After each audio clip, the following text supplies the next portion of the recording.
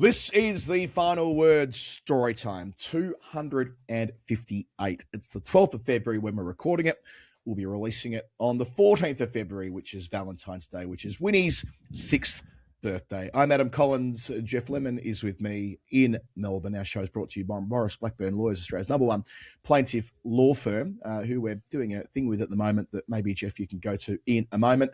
Then we have some stories to tell you, as is ever the case on our Weekend History show. Good evening to you. Good evening to you from what is more the middle of the Winter Olympics for me than the middle of the T20 World Cup. I've been dividing my time between the sports, but the novelty of people flying down mountains at 130 kilometres an hour, it's different. It's new. It's exciting. Well, it's not new because we've seen it before, but it's stuff that we don't pay attention to the rest of the time. So that's been a good time. What else?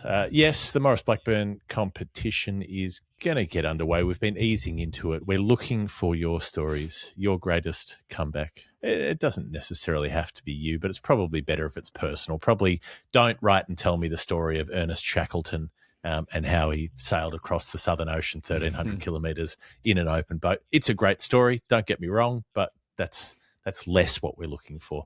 More what we're looking for are things germane to you. It doesn't have to be a cricket comeback. It could be any comeback. info@finalwordcricket.com.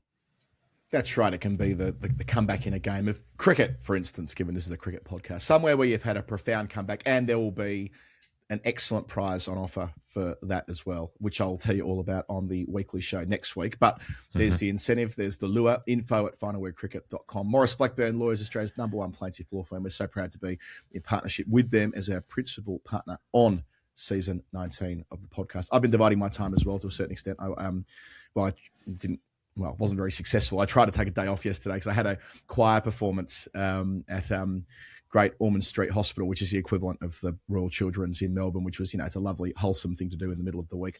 But what I realised was that, the reason I'm bringing it up is that if you're watching on YouTube, you'll realise I have about 4 things that I wear, about 4 separate hoodies that just are in rotation for an ever and ever. I've had to accept who I am and what my fashion is or not, as it were, at this stage of my life.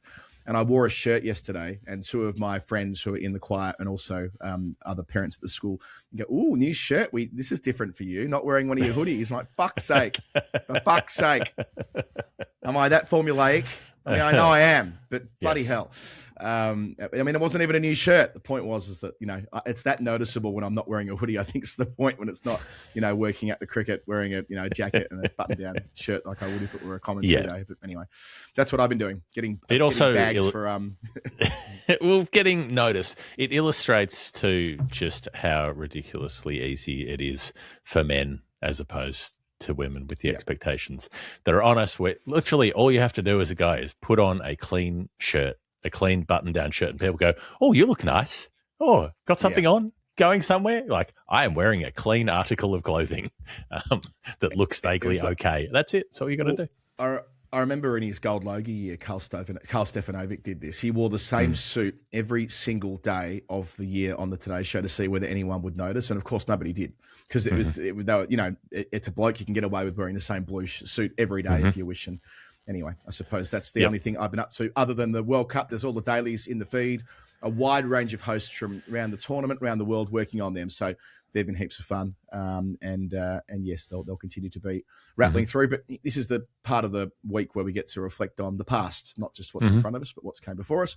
And this week, Jeff, there's a little anniversary which Glenn Finkeld, the ever reliable Kenny Finkeld, brought to our attention. The 175th anniversary of the inaugural first-class match in Australia, which was played between Tasmania and Victoria. So that was, this week, the 11th, 12th of February in 1951. Theoretically a timeless match, but it was over in 2 days. Tasmania winning by 3 wickets. There are lots of lovely little bits here. The Tasmanian bowler, Henty, who bowled the first ball of it, William Henty, he was, they're part of one of the first settler families in Port Phillip.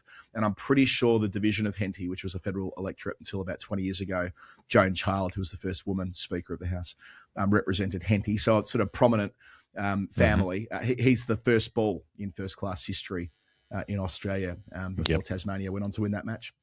Yeah, and possibly, I mean, friend of the show, Ed Henty, who's prominent in the pub cricket scene in Melbourne. If you've ever laid eyes on Ed, it might actually be William Henty. Ed might have been there delivering that first ball and has just updated the name. Who knows? But it's contested as to whether it should be the first-class match. It's not like they rocked up that day and said, we are playing the first game of first-class cricket in Australia. It was a retrospective designation. It was over in a couple of days in 80-odd overs, and there are questions about whether the quality was good enough to be called the first-class game. But that's an easy thing to do when looking at cricket from the better part of 200 years ago, right? Like, it's easy to say, well, that was shit or whatever. I mean, the reality is this has been considered, game number one, so I'm happy to go with that. The other one is that... But my point is it's contested space in a historical sense in terms of cricket statisticians looking at this and arguing over the relative strengths of those teams not actually being the strongest teams that those states or colonies could have put up at the time. Right. And that there's a match later that's a Victoria-New South Wales game that had stronger teams that might have a stronger claim. So, it's one of those ones that goes back with the ACS types back and forth.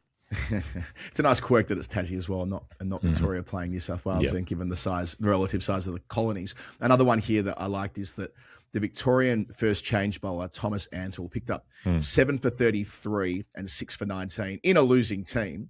He's picked up match figures of 13 for 52, never played again, and he's the first cousin of Tom Wills, which, again, another very prominent name in Victorian sport, obviously, at the team that was taken to England in 1868 and so on, and all the rest of it. We've talked about Tom Wills' story before. But again, all of these families, I guess it's a smaller world, isn't it, when working in sport or having a link to sport 175 years ago. A bit that I want to come back to from Storytime. Last week when I online stalked a listener named Gareth Cottis and wasn't sure if he was the Gareth Cottis from several episodes of Only Connect, the quiz show, Gareth got in touch during the week and said, ding, ding, ding, ding, ding, yes, it is. He is the Gareth Cottis. I got him. I nailed him. I got him dead to rights. My doxing was accurate. I figured out where he lived. I figured out that he had Welsh heritage. I figured out that he'd moved to Manchester. And I was also correct that Gary Keedy was his favourite county player growing up. So that is not unprecedented, but it's a great sweep across the board. Everything I speculated on was correct in that answer. And the other link to the final word here, of course, is that Daniel Norcross has been on that program before. Daniel's been on Only Connects. He was on the pilot of it. When they were trialling the show to see whether it were fit for program, Daniel was on the pilot, and then several years later, he was on a team that had Jonathan Wilson with him. So it's nice that we've got Daniel appeared on it twice. Once when they were trying to get the concept up, and then because, as I mentioned before, he knows Victoria Corrin, who was the host, and then was on it properly as an actual contestant. And naturally, Daniel was very good at this. You won't surprise you to learn, Jeff, that he was making these ridiculous links between one thing and another in a couple of clips that were sent to me on Patreon, on Discord rather, during the week since our last story time. I like it. Before we start, the last thing we got to do, aside from reminding you to join Patreon, if you want to send in one of the Nerd Pledge numbers that gets solved on this show, patreon.com/thefinalword. If you do that, you go in the running to win a case of the Stomping Ground beer. Stomping Ground have been very, very generous to us. They've supplied a lot of the good stuff. They're sending it out to people around Australia. They have a wonderful, huge beer hall in Collingwood that you should visit. They've got a joint at the airport. They've got a couple of other outlets around Melbourne as well. They're a very Melbourne, very Collingwood brewery, and they make good stuff, and I've got plenty of it in the fridge. We're sending away a couple of cases a week, and I've got 2 winners, Adam. Before you give the winners out, you say brewing in Melbourne, they sure are, but exporting as well. We're working on getting it to the Cambridge Beer Festival at the moment. So Neil Taylor, who's the final word scorer, great man, who's from Cambridgeshire, he organises the acquisition of beers for that beer festival, and he's been talking to Stomping Ground during the week about getting some of the final word stuff over there for it this year. So, I mean, that wouldn't be a normal thing. I'm not saying you can just dial up Stomping Ground and get a case sent to you, but, it's a lovely thing that our community can help each other out with stuff like this because, there's an interest for it, and long may that continue. Well, the winners this week on the randomised spreadsheet sorting device are Miranda Debeljakovic, who was on the show with a number only a few weeks ago, but must have upped a pledge, so has another pledge in the queue and has come through as a winner, and Steve Smith, who I don't think is that Steve Smith. I suspect not that Steve Smith, possibly another Steve Smith. He's our Steve Smith. He was at our very first live show way back when at the. Is it going to be that Steve Smith? I mean, there are quite a few Steve Smiths getting around. It is that Steve Smith, our patron Steve Smith, who, well, unless there's a second Steve Smith signed up to our patron, our very, very first live show at the Commercial Club back in 2018 when we had some fun with him on stage around the abuse he copped online, around Sandpaper Gate and all the rest of it. Our Steve Smith. He's a fellow traveller with me in the vintage jersey online space, often sends me through some. He picked up a remarkable, I reckon it was 93, 94 the other week, pristine condition, brilliant stuff. So g'day to Steve, who's a journalist as well and in basketball primarily. But yes, great that he's able to have a case of stomping ground sent to him. There we go. Let's get on with what we're here to do. The game is Nerd Pledge, which we play with the nice people on the internet. The ones who join Patreon, like I said earlier, they can sign up with a pledge of their choosing, an amount of currency and a type of currency of their choosing. That number relates to cricket. We have to pursue the clue. We have to figure it out. We have to work out what it means. Stephen Westwood is our first pledger. A generous pledge. Thank you, Stephen. $19.25. It's in Australian currency. Stephen says it refers to a man who was at best a DOB, a dusty old bastard, as a cricketer. His identity should be familiar for other reasons. 1925, is it a year thing? Did you go to years first? Oh, I did. I mean, there's about four correct answers to this, Stephen. Okay. If I wish them to be, I think I know what the answer is. We'll get to that at the end. But it's one of those things where I could have pulled 3 or 4 out of the hat and it all would be correct, including one of the 2 men with a batting average of 19.25 in Test cricket who qualifies DOBs. One of them's Andrew Greenwood. The name rung a bell. I couldn't quite place why till I went into it. He played the first 2 Test matches. So Test match 1 in the middle of March, 1877, and Test match 2 that started on the 31st of March, 1877, also at MCG.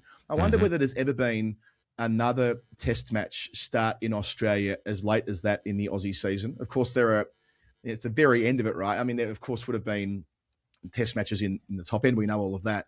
But has there ever been a Test start later, theoretically, in the Aussie season than 31 March? I.e., have we ever had an April Test match? I strongly doubt it. So that would be one of the quirks of the first series ever played. I should have checked that with Andrew Sampson. Samo, please let me know if this has happened. You'll be listening. I've got no doubt. I reckon I can find that while you do your answer. Yeah, you do your thing. So Greenwood was diminutive and gutsy. He was a Yorkshireman from Huddersfield, not the only Yorkshireman I'll talk about today. He died where he was born at age 41. But boy, he played a role in that second Test match. So they lose the first, famously, by 45 runs.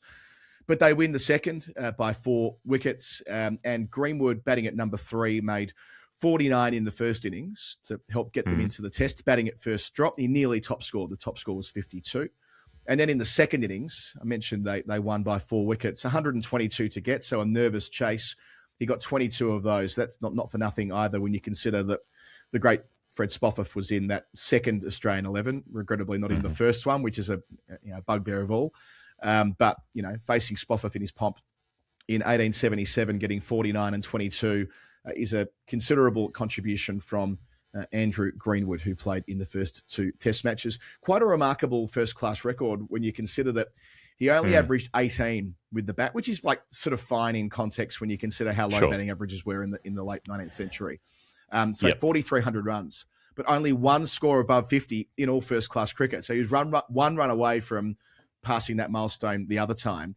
He only got to 50 once, and he made it a century, 111 for Yorkshire, which was his highest score. And this turned out to be his kind of last big match as well. He played a couple more first-class games in 1880, but this was his last big hit out at the end of his career. So Andrew Greenwood is the first theoretical DOB, and the reason it was noteworthy, I think, is that he played in the first 2 Test matches. Jeff? It's not an oldie-timey sounding name either. Like you get your...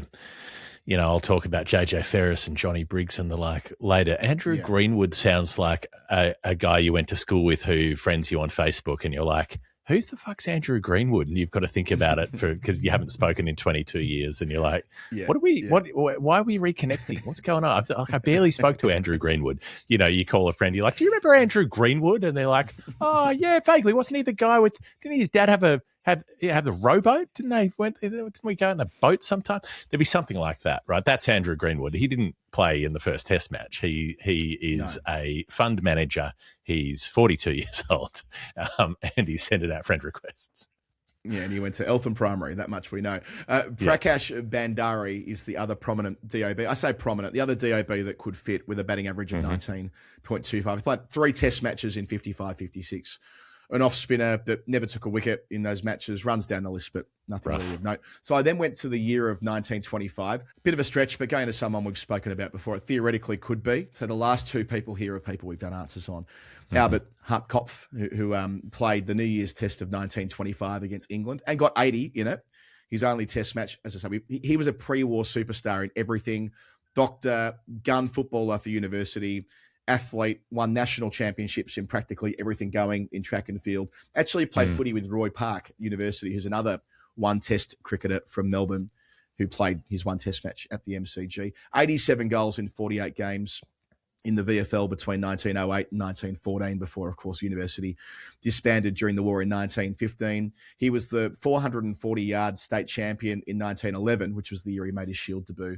Now, German background, but that didn't stop him making a contribution during the war as a doctor, albeit one in Australia, but treating people who'd returned from the battlefields of Europe primarily, from what I could Just as a sentence, it's an odd one. German background, that didn't stop him making a contribution during the war. No, a few of them are involved.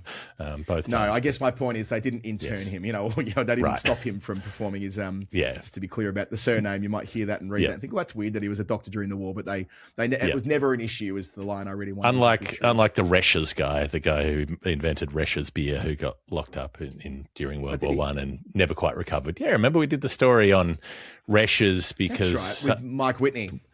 I'm going to say that I can't remember. I can't believe I'm remembering this right. I reckon Terry Hogan was the pledger. I reckon the answer was about the Tui's ad with Mike Whitney, and Terry misremembered it as being an ad for Resch's, and that was a great circumlocution. It really misdirected us and sent us on a very long roundabout track to get the right answer eventually. But it ended up doing the entire story of the Resch's beard dynasty and Mr. Resch's, who who wasn't too happy about who'd lived in Australia for a long time before he was unjustly locked up during World War One.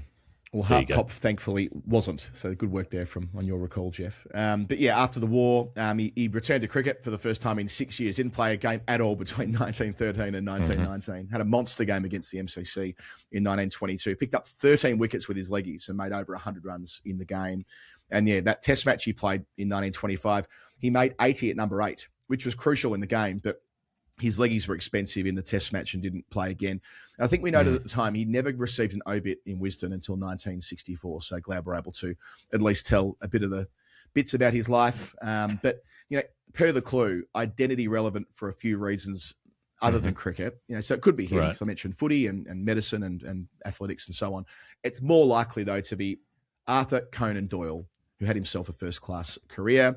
Now, I'm not sure whether it's an anonymous first-class career in that DOB way, but, it's still noteworthy. We've done this answer before. I can tell you that I remember we did this for Alan Edgar many, many years ago. Alan had a clue that related to Sherlock Holmes. I can't remember exactly what it was. My methods, my methods by now, something like that. It was, London County was the club that he played for with W.G. Grace and all of that.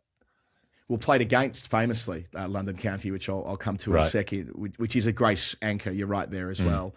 But a nice quirk that Arthur Conan Doyle, had such a prolific author and so much of a legacy over a century later with Sherlock Holmes, but somehow fitted in 10 first-class games for MCC. They were all for MCC between 1900 and 1907, as you do.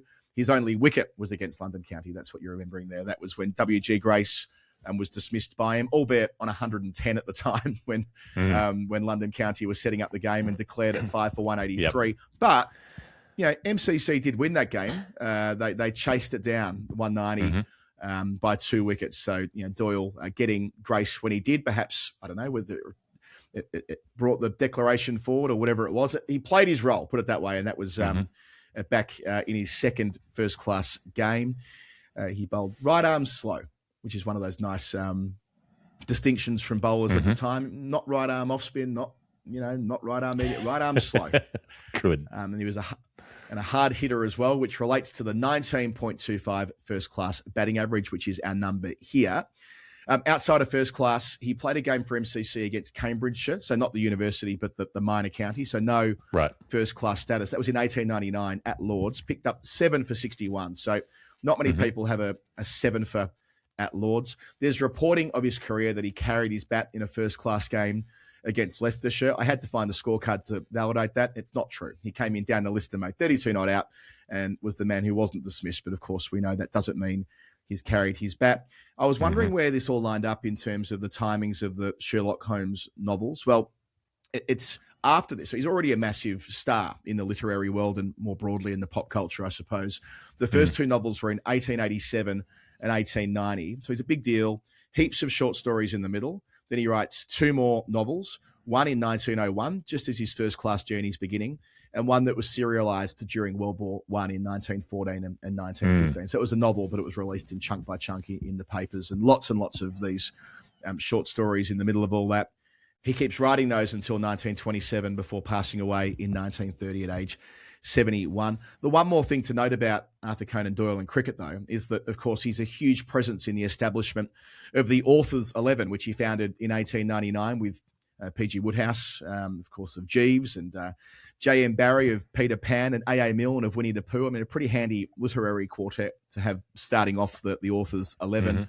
It ran until 1912. He had a string of major performances for them, and he led the team. So I kind of like the idea that I think of the Authors' 11 as it is now. So Charlie Campbell reconstituted it in 2012, and the Authors' 11 story is well told. There's been a book written about it, and the guys that play for them week in, week out. I'm lucky to have played about 20-odd games for the Authors across the last 5 years, and I'll play more this year, I'm sure. But I think about what Charlie does as a Authors' 11 captain now. It's mostly organising fixtures and haranguing players to play. Like I have a similar experience with ODB, where Sheehan and I and others are constantly, maintaining it, making sure things are on track and improving a lot of it. That was probably Arthur Conan Doyle. He was probably the guy organising the fixtures, making sure they had opposition that was suitable. They'd play the Actors once a year at Lords. That's a fixture which exists to this day. I played in it last year at Arundel, so it's one of the most historic fixtures on the list. Authors versus Actors, which... Do you reckon the group chat could have existed by mail? Because obviously he's got to write letters, right? He can't just ping everybody. Was there a type of mail where you would write a short note, not a long letter that you might find in the archives, a short note to your friend? They would add their short note to it and send it on to the next person, and they would add their short note to it and send it. So by the time it came back to you, it had gone through a dozen other hands, and everybody had made their sassy comments, drawn their GIFs, written lol on it, and then it came back to you saying, who's available, who's in for the game on the 18th, and then you get everybody's response before it comes back to you. That would be nice. Yeah, I wonder what the equivalent of disappearing messages in the WhatsApp group was in the early 1900s. So you can't burn after reading. In strife for exactly. Burn after reading, that would have been it, wouldn't it? So the mighty Authors 11 continues to thrive. And John Houghton, who's a great mate of the show, he's now the fixture secretary there and done a great job for this season. Looking forward to being out there with them. In the spirit of Arthur Conan Doyle, 19.25 his first class average, a man who most certainly had an identity that was more familiar for other reasons. However, I don't believe he's a DAB, Stephen, for I think everybody knows that Arthur Conan Doyle played a bit of first-class cricket. He's probably one of the best-known brief first-class careers that there is. There are others, of course, but that's him one and that Beckett, comes up pretty basically. Often. Beckett, yeah, that's right, the Trinity stuff. So, Anyway, that's our first number of the day. Thank you, Stephen, for the chance to look at a few of those, especially Andrew Greenwood, who I want to learn more about. And I can tell you, Adam, that the latest that a test match has been played in Australia, aside from the second test, was the 24th of March, and that was as late as 1979. Australia played 2 tests against Pakistan in 79 that were both in March. A couple of years before that, they played one against England earlier in March. And then before that, it was the 1920s was the next, the previous time, 1929, that they played a test at the beginning of March. And then there's 1911, 1904, and you're back to the 1800s after that. There aren't that many, couple in 1887, couple in 82, couple in 85, 1892, 1895. So only, 5, 6 in the 20th century and none since 1979. So, the 150th coming up will be significant for that reason, that it'll be almost 50 years since they played a test that late in the season in Australia. Proof that we can do it. And yes, I know football is the competing interest at multi-purpose venues, but proof that we can do it. Jeff, before we go to our first break today, you better get yourself a VPN if you're going to come over for the centenary test. Sesquicentenary, my apologies. NordVPN is your essential travel companion. NordVPN.com/TFW for your discount, for your months off, for your money back guarantee, all the things you could possibly need. Instead of going to their website, go to their website via our link. Get all of that. It's all thrown in as partners of us. And there's the security components to it. It's being able to cruise around the World Wide Web virtually without being spotted, if that's your thing. If you don't like, your details being put up onto public Wi-Fi and that type of thing. It's operating now in 150 plus countries. 165 countries. What's that? Give us a cricketing. Most of them. 165. 165 is Charles Bannerman. Oh, Charles Bannerman. Of course it is. I thought 165 jumped out. It's the Bannerman of countries when it comes to NordVPN. All the highest percentage of countries covered in the world by VPNs. Well, how many official countries have we got right now? 206, I want to say. 195. I feel like 206 jumps out. I don't know why. 206? We're low 200. Like when Kosovo, Sudan and Kosovo, that's 80%. Let's say South Sudan. Is 206. That's 80%. So that's more than a Bannerman of countries. It's close to a Glenn Turner. I've been talking to our old mate Cam Fink this week, Jeff, about some plans that relate to Kosovo and cricket. Watch this space. Watch this space. Not that Kosovo realised that I'm coming there, but, one thing at a time. Cam Fink knows. And that's the most important thing at this point. Ring ahead. When you go into Kosovo, ring ahead. Let them know. Somebody will leave the key out under the mat for you. They'll leave a light on at the front door of Kosovo. Yeah, check them out. They're the easiest VPN to use, and they're not stingy. You're trying to watch the Winter Olympics, and it's like, oh, you can't watch this on this device because you're already watching on this device. Nord says have 10 devices. You don't own 10 devices. Even you, Adam, don't own 10 devices, so you can use it. Your kids can use it. Your partner can use it. Everyone in your household can use it. You get a device. You get a device. Tom Cruise, you get a device. Where's Oprah? Everyone gets a device. Everyone gets a device. So nordvpn.com/TFW. Big discounts, money back, all the rest of it. We'll be back in a moment. Story time 258 brought to you in partnership as well with Step One. I keep meaning to bring the actual cricket pants upstairs for the purpose of YouTube. The packaging will give you a sense of what they are. I wore them in the nets last night, Jeff, and for the first time of wearing them, I put them on properly. That might sound like an odd thing. Can't put your pants on correctly. But until last week when preparing the video, I hadn't been doing the strap bit where you undo the straps, put the box in the strap. Oh, it's absolutely brilliant. You're batting without even realizing you're wearing pants in a box, which is a lot of the time when you're batting and having to adjust and that type of thing. None of that with these. Now, of course, Step One have been doing great work since 2017 anyway. They have fixed it. They have solved men's pants. And now they've got a full women's range as well. It's all about the anti-glide. It's not the anti-glide, the gliding technology to stop you chafing. Ultra anti-chafe. It's called. Anti-chafe technology, sorry. And all about bamboo, which means that nowhere near the same issues with cotton where things break and right up your leg and you're sweating and all the rest of it. None of that with Step One. They are a brilliant company. I love the idea that someone went, you know what? This is something we do every day, but isn't right. Let me find a better solution for it. And that's what Step One have done. 15% discount at the moment. TFW 148. Why is that, you ask? Well, if you're asking that, you've not been watching our daily programs. 148 is Tony Gregg's highest score in Test cricket. He made it twice. 148. So we thought, given he's the most well-known person to have modelled himself in just his cricketing gear and no other clothes before, the link to underpants and, in this case, the cricketing pants that are very, very good. We thought TFW 148 would be a great code, but you want to circumvent that. There's also a link in the show notes, which automatically takes you to the site-wide discount, 15% off every single thing there. Treat yourself. Wear good pants. Why would you not want to wear good pants in 2026 when you know they exist through our pals at Step One? There you go. You should know that 148 is the second highest career high score that a player made twice. There you go. There's a stats tidbit for you because Tony Gregg made it twice and it was his highest score. So there's only one higher score. You can go and figure that out for yourself. I'm not going to spoon feed you, audience. You're big enough and old enough to work that out. Let's do our next number. It is for Richie B. And it's partly for Richie B because we're skipping one because Richie's been waiting for ages. Richie sent in a number specifically and said, I specifically want Daniel Norcross to do this. But it coincided with a Norcross drought on Storytime. So Richie's been at the top of the list for ages, like for months. Okay. And there's been no Norcross.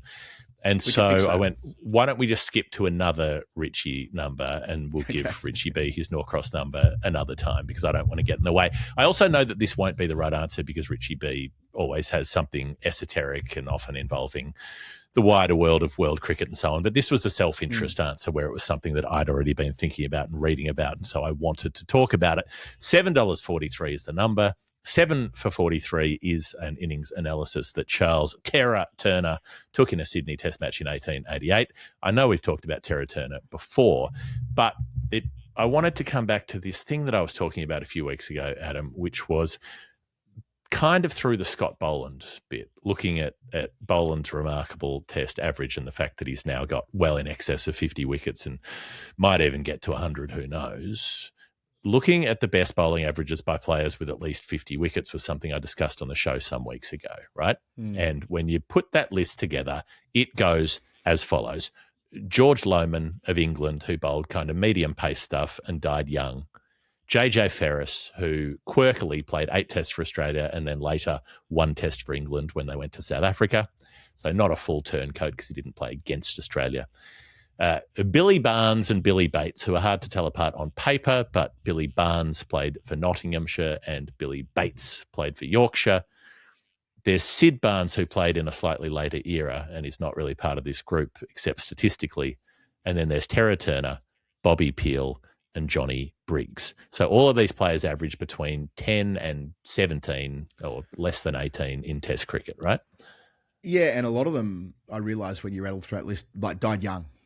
A lot of that list have died young and had sort of difficult and challenging ends to their lives, just as you rattle through there. I mean, the JJ Ferris, the fact that he played for England in South Africa, and we know how he died. There's quite a few of those stories that we've told, the sad postscript of. I'm not sure if that's where you were going with this, but I just realised when rattling through it, there is not all of them, but there's a commonality for a great number of guys who did take a lot of wickets and at a very low average earlier in the history of Test cricket. And only 2 of them are Australians, so you've got 5 English players out of the 7 of those 8 who all played in the same era. So we leave Sid Barnes aside as an anomaly, but the rest of them all played around about the same time, or at least overlapped to some extent. Obviously, this says something about the conditions being favourable to bowling and the kind of way that the game was played at the time and the fact that scores were lower. It's a bit of a chicken and egg thing, though. Is it were these guys good and therefore the scores were lower, or is it that it was harder to make runs and was it actually easier to bowl? Was it easier to hoover up wickets? The fact that there's a glut of bowlers with these sort of figures suggests that that's more likely to be the case. The reason we were talking about them is because a few weeks ago because we were talking about shortest Ashes series by deliveries bowled or shortest periods to win the Ashes, to win 3 tests, that kind of thing by deliveries bowled, comparing it to the series just gone. And the series just gone didn't get close to the series of 1888, which was a lot shorter. And I had that moment of which, I should have known this really, but it just hadn't quite occurred to me that so many of them played together in that series. So 6 of that top 8 all played together in that series at one point or another, which was something that I found thrilling, really. Like, imagine that, imagine all of the top of the pops all being there. Imagine getting to go to that test and watch that take place. It's the super group. It's the travelling Wilburys of sorts. Yeah, it's even more. There's like 7 of them, so it's like a Korean. It's a K-pop band. It's BTS bowling the shit out of it, something like that. Yeah. But what I didn't realize is that we're doing a K-pop Demon Hunters themed play party for Winnie for her birthday on Saturday as well. She's not really able to watch the film. She gets quite frightened watching parts of the film. Yeah. But she absolutely fucking loves the soundtrack. And she had a little fashion show yesterday for school where it's adorable. A bunch of 5 and 6 year olds who've got on their national clothing, or in Winnie's case, just wearing a tie-dye t-shirt, because there was no, they didn't make the more British. There was more for the kids from countries that weren't Britain, really. But anyway, my point stands that walking down the catwalk to Golden K-pop Demon Hunters, Winnie was absolutely elated with that. So a nice little nod to young kids pop culture. They absolutely love that stuff. Look, great soundtrack. Nailed the brief to come up with the kind of songs that they needed to come up with to represent the bands in the movie. I have some issues with plot. This isn't the forum to go through this, but I'm aware. So I did a little duet with Winnie when I was staying with you a couple of months ago, whenever it was, with a sort of morning duet of Golden, and she definitely knows all the lyrics. But I was thinking, like, I had watched it recently, and I'm like, this movie it's okay for me to watch, but it's creepy. Like, there are demons coming out of mirrors and vending machines and stuff, and like sucking people's souls out. If you show that to a 5-year-old, they'll be scarred for life. I was like, you can't watch this movie. This movie is frightening. But a lot of them do. A lot of the kids do. But yeah, Winnie watched it once with me, a lot of it through her fingers. The other thing I should say to this end, I'd mentioned choir earlier. My choir teacher, Rich, came around to pick up my cricket kit the other week to have a net, and saw Winnie, and K-pop Demon Hunters came on BBC, on Radio 2, being the 41-year-old middle class white guy in North London that I am. Yes, we listen to Radio 2 around the house, and then as completely in keeping with the cliche, I mean. And then that comes on, and Winnie performs for him to audition for choir, which I thought was very adorable.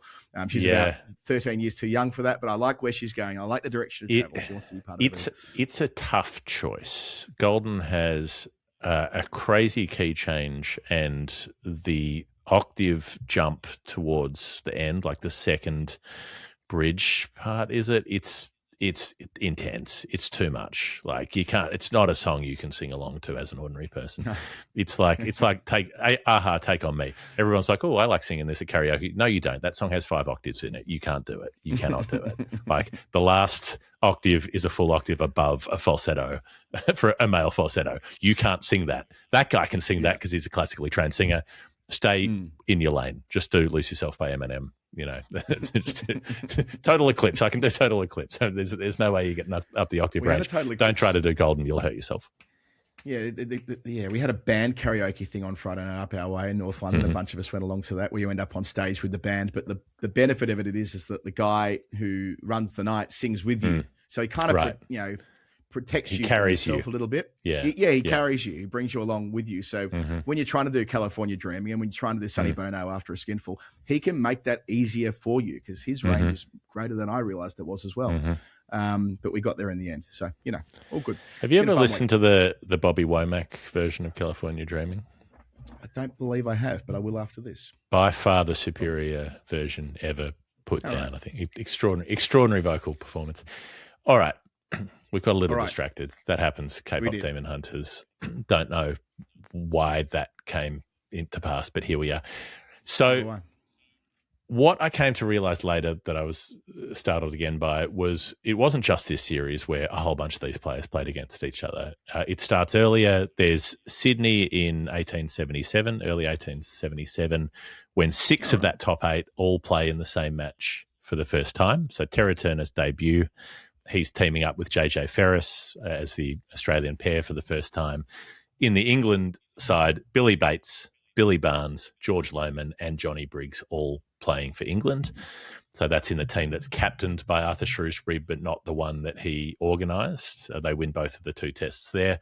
The following summer, the Shrewsbury organised tour comes out, backed by Lily White and Shaw, and they go up against another England team that's touring, and they lose a lot of money because there are 2 teams out at the same time trying to be England teams. They play one combined match that's accorded test match status. Terra Turner and JJ Ferris play that test as well. The 2 Billies and Johnny Briggs aren't there, but Bobby Peel is with George Lohman. So 4 of those 7 rather, are there. And then England, 1888, Billy Barnes, Briggs, George Lohman, Bobby Peel all playing against JJ Ferris and Terra Turner. So 6 of them involved. In 1890, almost happens again, where you've got Ferris and Turner teaming up again for Australia, and you've got Billy Barnes, you've got Peel and you've got Lohmann all playing for England. And then even when JJ Ferris is done, 1892, he goes off and plays that South Africa test, and that's his last test match. Yeah. England come back to Australia. You've got Peel, Lohmann and Briggs still playing against Terra Turner. So many of those bowlers sort of bowled against each other in these shootouts where they'd be skittling teams for not many, and it was just about who could sort of do a better job of it, I suppose. And Terra Turner usually had a bit less support than that English contingent. So his big moment, the 7 for 43 that led me to this, isn't actually a moment of success team-wise. So he's shot to fame when he takes 7 for and then 10 for, all 10 wickets against a touring England team out in Bathurst, where they would often play touring matches, as per the story of Jack Marsh that we told in the book, where he was picked to play for a Bathurst team and Archie McLaren's team refused to play them if Jack Marsh was going to play. Turner comes from that part of the country. He's one of those confusing players described as like a medium pace off spinner. There's some claim of them measuring his bowling speed at 55 miles an hour. God knows how they would claim to do that, but that's like 88 kilometres an hour. That's like Nathan Lyon bowls 88 kilometres an hour. So if that was medium pace, I'm not too sure. I'm not sure I trust the measurements, but whether he was much quicker than that, well, who knows, given the way the game was played at the time. But his trick was getting the ball to misbehave, even on good surfaces, getting it to kick, getting it to turn, jag in at the stumps, that kind of thing. The 1888 solo standalone test match is not a good surface. It rains a lot. In the lead up to the game, it's a damaged pitch. But you think about the achievement. He takes 5 for 44 in the first innings. JJ Ferris takes 4 for. But they let Shrewsbury get away. He makes 44, so that gets England to 113.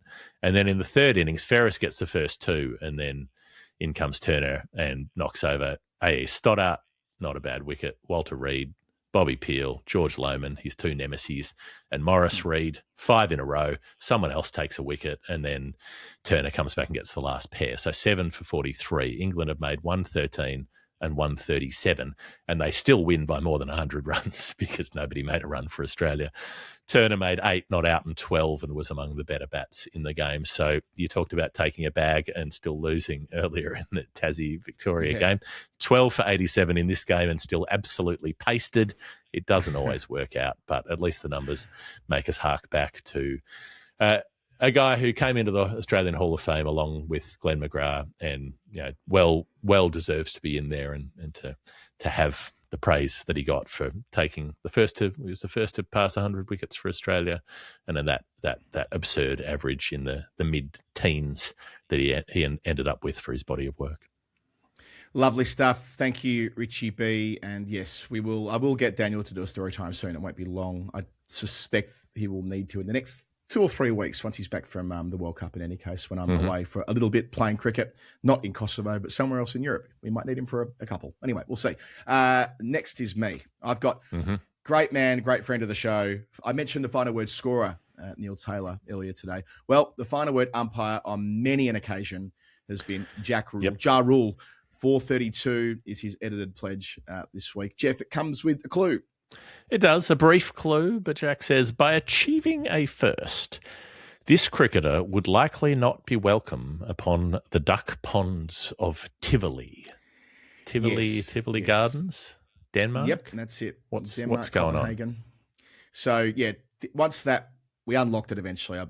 Between Tom Melia, myself, and Jack, we got to where we needed to be. So the guts of it here is that the duck pond in Tivoli Gardens is a carnival game where participants try to catch floating toy ducks to win prizes, and there are also live ducks on the pond. So we're talking about Denmark, we're talking about ducks. The Tivoli bit is a proxy to get us thinking about Denmark making ducks.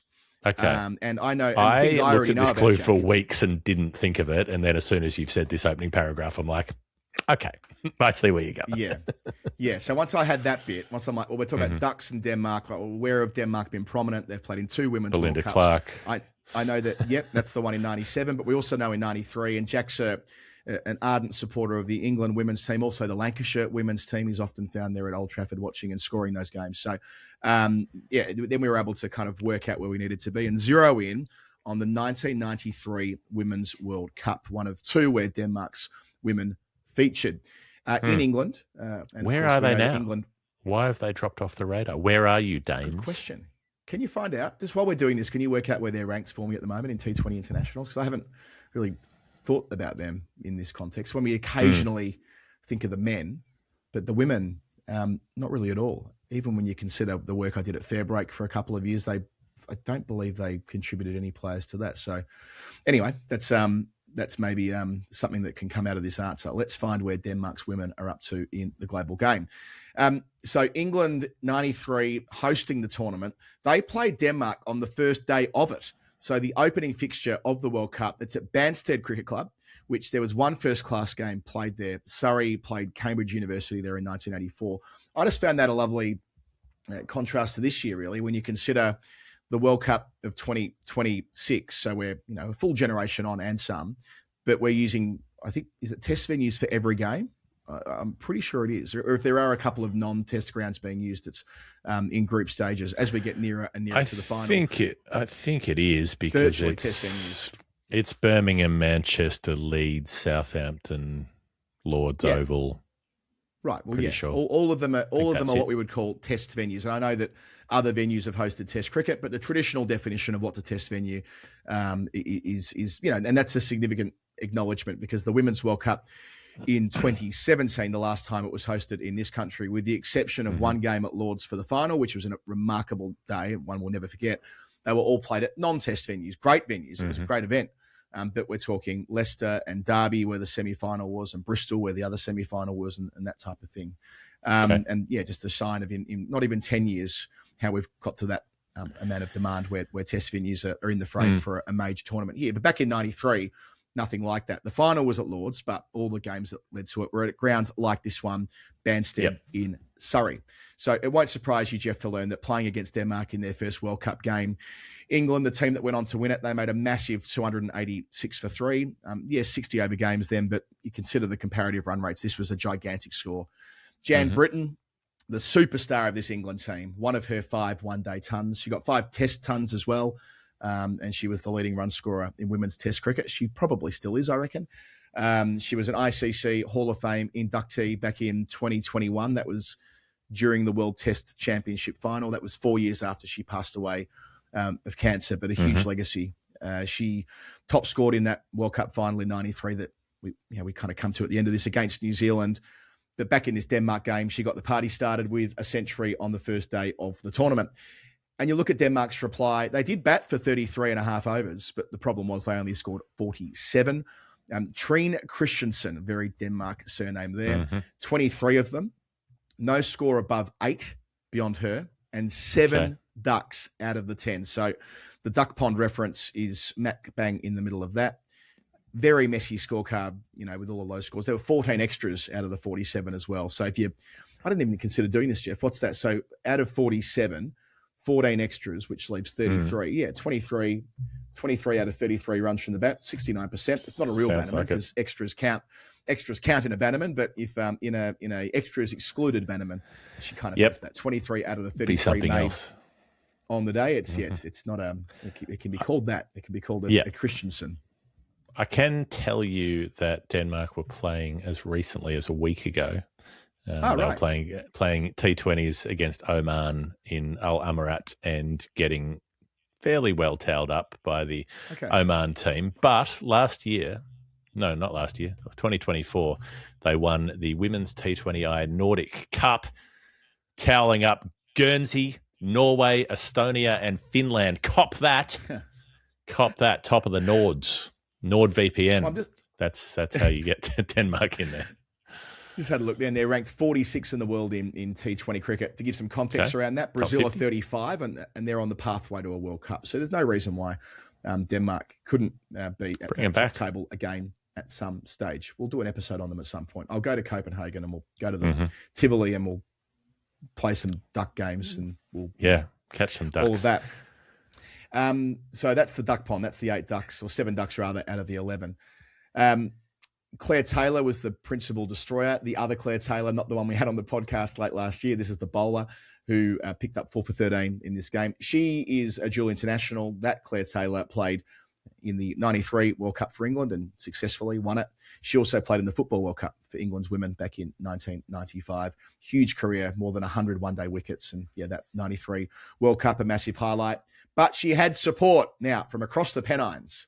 So Claire Taylor from Yorkshire. We go to Carol Hodges, who was the veteran Lancashire offie in the team and who Jack Raw must be referring to here in his clue. She made her England debut way back in 1982. I love that length of service when you consider that they weren't paid and all the difficulties of women's sport back then, that she was a mainstay bowling off breaks in this team across 18 test matches, averaged 29 with the ball in that form of the game and averaged 15 with the ball in one-day international. So a proper off-spinner. Her career ends at the very end of this tournament in a World Cup final at Lord's. So it ends perfectly for her. And the best way to start the World Cup was her picking up 4 for 3. She went through the tail. All 4 of her wickets were ducks for the Denmark team. And what's more, to top it off, it included a hat-trick. And best of all, this was the first hat-trick in women's one-day cricket. What a way to start. So Carol Hodges sits atop that list. It was only the 160th Women's One-Day International, so not a massive sample size. I went and looked through it. There have been 12 further hat-tricks in women's one-dayers. Chloe Tryon, the most recent of those against Sri Lanka in May last year, and that was in Women's One-Day International 1464. So, you know, about every 120 or something like that, 110, 120 one-dayers. So this is broadly in line with what you might expect there. Interesting. There's only 3 in test matches for women. One of them is in this outrageous test match at 1958 at the Junction Oval where Betty Wilson, where Australia are all out for 38, then England are all out 35. We've touched on this before, but I had a look at the card. Of course. It's in the book. Must have been a sticky. Yeah, the fact that it could have been a draw, because of the Betty Wilson story, but the game itself, that Mary Duggan picked up 7 for 6 and then Betty Wilson replied with 7 for 7 and neither team won after 2 frugal 7-fers. You still end up with a draw. Speaks volumes about the type of conditions they must have been playing in. Shiza Khan, who was a real trailblazer in women's cricket in Pakistan, her sister, the late Sharmeen Khan as well, who managed to get Pakistan to Australia and had to smuggle themselves out of the country under threat of being killed. It was a very brave pairing, the Khan sisters. Well, Shazia Khan got one against the Windies in 2004. And then Renee Farrell got one in Bankstown in 2011, a test that Australia won to regain the Ashes. The regain, wasn't it? Because they lost in 05 and England retained in 09 and then Australia got them back in 2011, which happened to be the test debuts of 2 players that had quite significant test careers. In the case of Elisa Healy, hers finishing in a couple of weeks, and Heather Knight, who's still going strong as well as the former captain. A hat-trick that included Charlotte Edwards, whose hero was Jan Britton, the late Jan Britton, who we referred to before. So there have been a bunch of other interesting World Cup one-day women's hat-tricks. I mentioned Chloe Tryon before, but Charlie Dean a couple of years ago. Megan Schutt's got one. Muzzablatter Klaas has got one. That was back in 2019. Denis Van Niekerk's got one. And then the one I wanted to feature last year, Claire Connor. She was the 4th one-day women's hat-trick at the County Ground at Northampton in 1999. Why is that relevant? Well, it's relevant for a few reasons. First of all, it was the first ever one-day international that Sky covered live, ball by ball, for women. And Claire Connor, the England captain, got herself a hat-trick bowling a left-arm orthodox, which is a massive thing. And it was a huge moment to have that on television, as you can imagine. It still gets a run on highlights packages to this day. Claire Connor, an absolute giant in the game, having captained England to Ashes glory. This week has announced that she is stepping down at the ECB, having served the organisation for 18 years as the Director of Women's Cricket. She's been the Deputy Chief Executive Officer. She was the first women's CEO of that organisation in an acting capacity. She was the first woman on the ICC Cricket Committee, the first woman to be the president of MCC, which is when we did one of our best ever interviews on the podcast was with Claire Connor back in 2021. In so many ways, the changes you can track in women's cricket from back in 93, just before Claire's career started as a player, went on to play 111 times, to where we are today, can be traced back to the work that she's done to build the game. In so many ways, Lords felt like the house that Claire Connor built in 2017 when England won that final. And yet she's not absent scrutiny. That's the nature of the job. And when it's been the right time to criticise the England team, we've done so. But If you can zoom out from that, now that she's announced that this Women's World Cup at Lords, well, the final of it at Lords will be her final day working for the ECB. It says a lot about where it's gone from, that Banstead game of 1993 in Surrey. It's not that anymore. So also the story of Carol Hodges and Jan Britton and many others that came before, as Jack Rule will know as well as anyone, and the Carol Hodges hat trick and the figures, 432, which relates to her figures that day, 4 for 3 in those 4.2 overs. So thank you to Jack Rule for giving us a chance to dig into that lovely story from a World Cup that England went on to win in 93, a year that I love very much. Nicely done, Jack. I'm putting the finger up. That is out. If I can do that in Dean Wilson capitals, that is out. That is Jack's number. I've got one more. We'll do that after the break. It might also be a cheerful kind of number for England supporters. A note for Seabus before we get there, just to say pension awareness. Like if you've got hamstring awareness, you know what that means. If you've got pension awareness, you got to be thinking about your pension. The point is not leaving potential earnings out there, not in cricketing parlance, letting them go through to the keeper, particularly if you're in your 60s or if you know someone who is, if your parents are, if you're somebody listening to this thinking, I know an older person who probably needs to make sure their finances are in shape. You're thinking about getting things in order for the year while kicking back over summer. You know someone pondering retirement. Think about this. Once you hit pension age, there's no back pay. Seabus have a lot of general information at cbussuper.com.au about how the age pension and super can work together. So make sure you don't miss out. Go and see what they have to offer. cbussuper.com.au is where you will find the PDS and the TMD, which you can use to determine whether Seabus is the right fit for you. Past performance is not a reliable indicator of future performance. We'll be back in a sec. This is the final word story time, 258. You've got one more number to bring to us today. Jeff, I'll just shove my boot in front of the screen before we do that, by the way. Big Boots UK, how good are these? We've got more to tell you about Big Boots UK. Hopefully in a couple of weeks. We've got a cool thing we've got going on with them at the moment. So I've been busy behind the scenes working with Ryan and his team. I reckon it's going to be something that our audience absolutely love. So just laying a marker there. Big Boots UK, buy the boots, 10% off, link in the show notes. They're brilliant. These are the riding boots, but there are heaps of different varieties. There are Aussie boots in the UK, which is probably obvious when you go to that website, all those Aussie boots, but something coming down the pipeline with them, very final word areas, and our audience are going to love it. So Big Boots UK, hit the link, buy yourself some boots, and soon you'll be able to buy yourself something else from them as well. Jeff, your last number today is a free hit by the looks of things, as far as there's no clue attached to it, for James Sprague, 296 in sterling. Yes, £2.96. And I thought, well, it's English. The currency's English. What if we look for an English number? And this is a good English number. 296 for 9 was England's score when they drew the Cape Town Test match of 2010. An ending we have talked about before. Graham Onions with the bat for the second time in that series. A series that has great significance in the life of that particular cricket team, given that they come out of that series with a 1-1 draw. And I reckon that team, that era, is an England team that we're thinking about more and more, given the current England team situation, Adam. There's starting to be a very rose-tinted look back at that sort of 2010 to 2012, 13 era side, given that they went to Australia and won. They went to India and won. They had this 1-1 result in South Africa to get it going. And even though it fell apart pretty quickly, even though it was only a couple of years, 2.5, 3, not even 3 years probably of being top of the world, that still looks pretty good right now from all of the struggles that England teams have had since.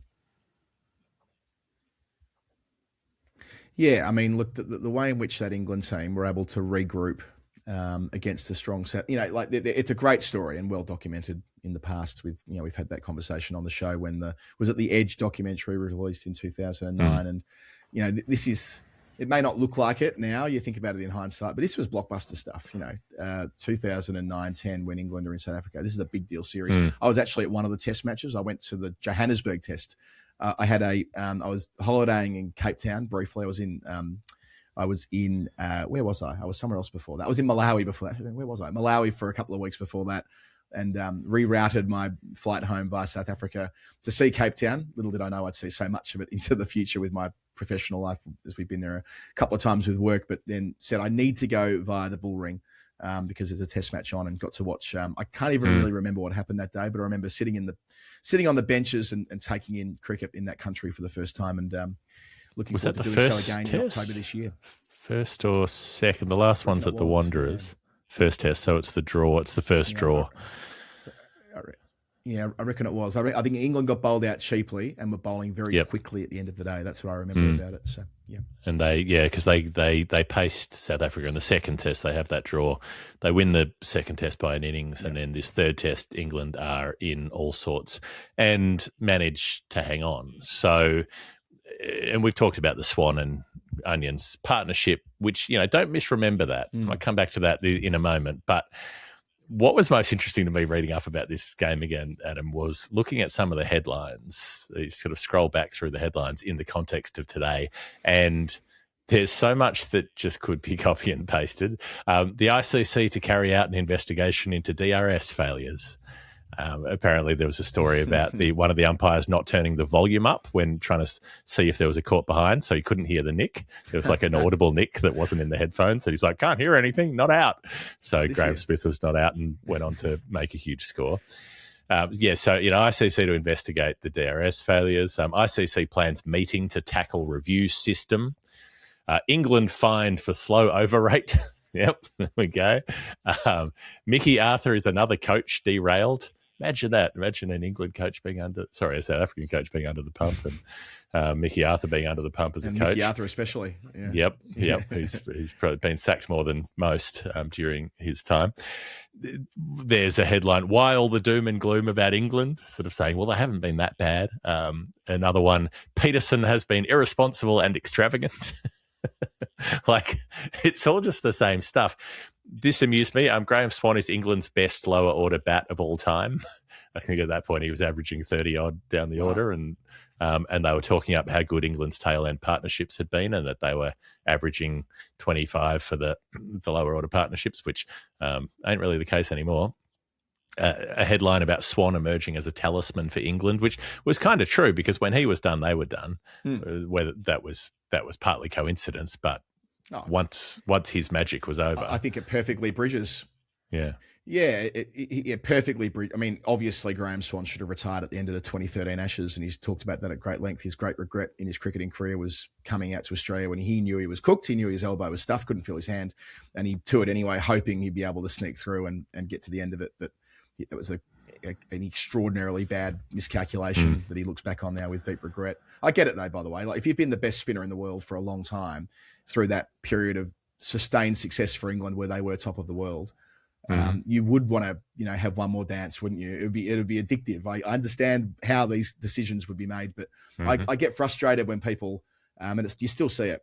Oh, what a soft cock. Quit because England were fucks. Well, okay. Okay. If you want to keep saying that, that's fine. How about he never should have been there in the first place because he was too injured to be playing and tried to push himself through, right? Which is more in line with what the medical advice was, and he kept pushing and pushing. So like there are different ways of interpreting that, but either way, it was a fuck up because I'm not saying that England had much more to offer with the ball in that series, but a bloke who can't feel his hands is probably not going to be much of an off spinner at that stage of his long and prodigious journey, which netted him more than 250 Test wickets. And if he'd retired after 3 tests and then hung around for the last 2 and not gone home, they would have all said, "What's he doing here? Why is he still here? What's he got to offer?" Absolute hiding to nothing. Yeah. So there's a headline at the time that says the ball tampering row at Newlands. That one sounds familiar. This is about the 2010 test. Broad and Anderson astonished at tampering allegations. This is the bit where Broad's stepping on the ball and Anderson's picking bits off it, and they're getting very offended at being accused. Another one, AB de Villiers suggests they were, quote, a bit naughty with AB de Villiers getting involved in eyeing people off and saying that they're ball tampering, is it? Oh, it's interesting. They were getting reverse swing by the 15th over in that series, so who knows what they were up to. But we need that. Bring it back. We want reverse swing. I guess the ball v bat thing has shifted in the last few years, so the absence of reverse hasn't been felt as strongly. But surely you want Yeah, surely you want a game with reverse in it. It's much, much, much more fun, more interesting game. Anyway, those are all the headlines that are going on that could have been published about many other series over the following 15 years or so. The draw itself, bearing in mind they'd had the one in Centurion and not long before that, the Ashes one in Cardiff. So it was an era for thrilling late draws for England. And having won the intervening test by an innings, stuffed in Cape Town, Callis made a ton in the first innings for a small lead. Graham Smith made a monster 100 in the third innings for a huge lead, 466 to win.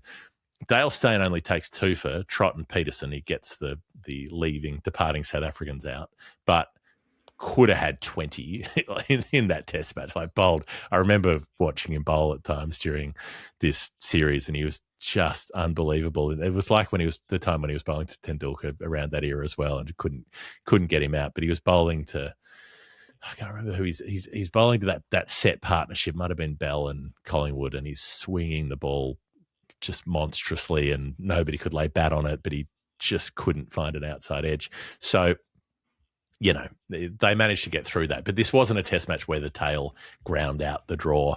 You know, the last pair, this is what I'm saying. Don't misremember it as being a heroic vigil. Graham Onions faced 11 balls. Graham Swan faced 8 balls. If they had to face 2 more overs, they were probably stuffed. But they'd already used Anderson as the night watchman. So up the order, he'd faced 52 deliveries overnight and at the start of the day, which was useful. But then lower down, Broad batting at 9, faced 22 balls before getting out. Matt Pryor at number 8 had faced 9 balls before getting out. So that lower order was collapsing in quick time, and it wouldn't have taken much longer had South Africa had a few more overs. But so the resistance was all based on Collingwood and Bell up the order. It's just true, but I love frame it. I don't care. A number 11 batting out. It's worthy framing. So I probably thought that Onions about it for half an hour or whatever as well, but just anecdotally. But look, there's something special about the number 11 facing out the last over of a test match, no matter what the circumstances. You know what I mean? Like it's always that the 9 men round the bat thing. It's part of the joy of the game. Part of why a draw can be as compelling as a win or a loss, and long may that continue. Oh, yeah, it's magnificent. When kind of why I take offense. It's kind of why I take offense sometimes at it's kind of what you want, not offense, wrong word, but why I get my back up when you hear the England narrative at the start of the baseball. We don't do draws. Draws suck. I'm like, well, yeah, is that just like you have?